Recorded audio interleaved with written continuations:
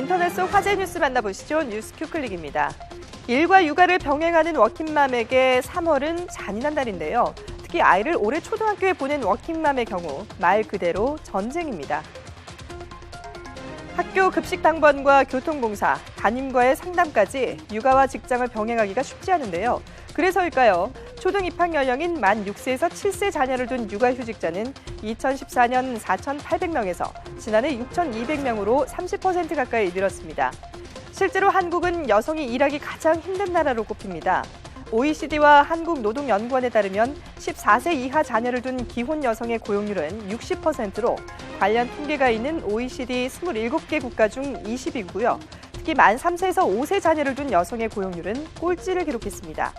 또 우리나라 여성의 경제활동 참가율이 전반적으로 높아졌다고 하지만 직장 내 유리천장은 여전히 두껍습니다.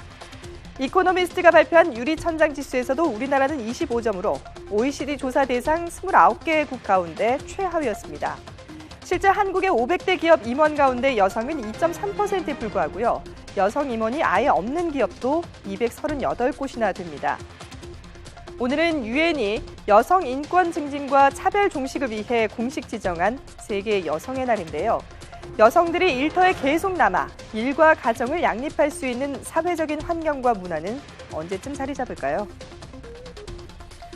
배달 음식 1위 치킨이죠. 치느님, 치맥 같은 단어들이 떠오를 법하지만 SNS상에서 치킨이 언급될 때 연관 검색어로 따라오는 단어는 바로 행복입니다.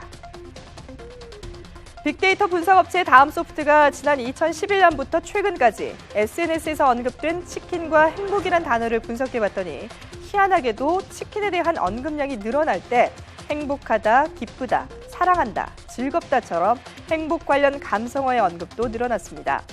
여기에 착안해 개발한 게 바로 치킨 지수인데요. 치킨에 대한 언급량이 늘면 행복 언급량이 함께 늘듯 치킨에 대한 언급은 행복에 영향을 주는 날씨나 경제 변수와도 상관관계를 보였습니다.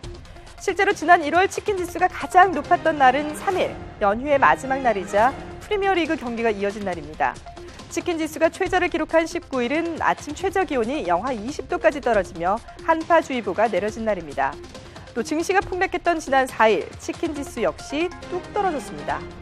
다음소프트는 치킨이 생각난다는 것만으로도 큰 걱정 없이 행복한 상태라고 설명하는데요. 이만하면 치킨 지수가 일상의 행복 정도를 나타낸다고 할 수 있겠죠. 지난해 20, 30대 청년들의 소득 증가율이 사상 처음으로 마이너스를 기록했습니다.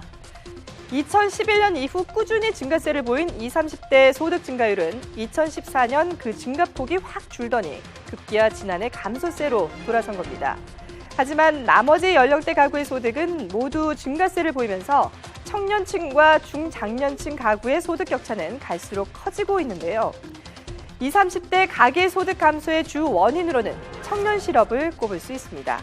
심각한 취업난에 직장을 얻더라도 비정규직인 경우가 많아 소득 수준이 떨어졌다는 분석인데요. 소득 감소는 당연히 지출 감소로 이어지고 있습니다. 팍팍한 경제 사정, 그런데 우리나라만의 얘기는 아닙니다. 미국판 3포 세대라고 불리는 밀레니얼 세대, 1980년대 이후 출생한 젊은 층의 내 집 소유율도 10년 새 7%포인트나 떨어졌다고 하는데요. 역시 이유는 학자금 대출과 고용난 등으로 주머니 사정이 어려워진 탓입니다. 누리꾼들의 반응 한번 살펴보죠. 댓글 보겠습니다. 미국은 3포지만 한국은 N포 세대, 차원이 다릅니다.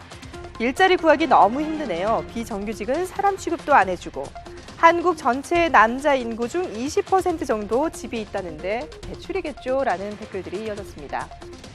조금이라도 나은 삶을 향해 딛고 올라갈 사다리가 부러졌다고 한숨 짓는 청년 세대. 이러다가 대한민국 역사상 부모보다 가난한 첫 세대가 되는 게 아니냐는 불안감도 커지고 있습니다. 지금까지 뉴스 큐클릭이었습니다.